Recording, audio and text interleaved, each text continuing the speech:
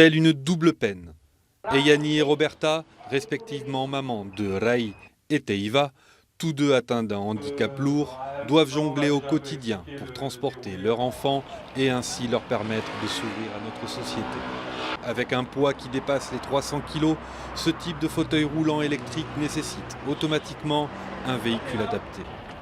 Avec des premiers prix pouvant atteindre les 4 millions de francs, ces deux mamans font face à ce problème récurrent sur le territoire. Effectivement, je sais qu'il y a plusieurs cas de personnes, de jeunes adultes ou d'enfants qui peuvent être déscolarisés ou qui ne peuvent plus aller à tel ou tel endroit parce qu'il n'y a pas moyen de transport. Donc, s'ils sont un peu esseulés dans certains districts ou au fond d'une vallée, il n'y a pas de moyens. Donc c'est un peu du cas par cas. Ils vont trouver des solutions, parfois avec la mairie, parfois avec des associations, mais ça reste un peu un parcours du combattant pour trouver une solution fiable et sur du long terme pour le transport des personnes handicapées.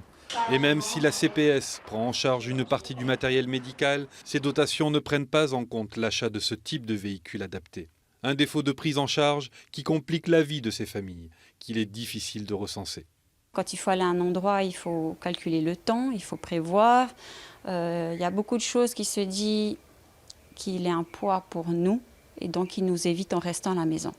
Et quand le problème d'organisation est réglé, les alternatives aux fauteuils roulants électriques font parfois plus de mal que de bien.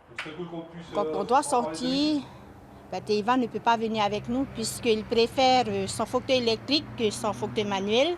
Parce que son fauteuil manuel, il ne peut pas rester plus de 2 heures, puisque après, à la longue, au bout de 2 heures, il se fatigue et il a des difficultés, il aura mal à un moment donné. Eyani et Roberta ont donc décidé de passer à la vitesse supérieure en lançant simultanément leur propre cagnotte en ligne.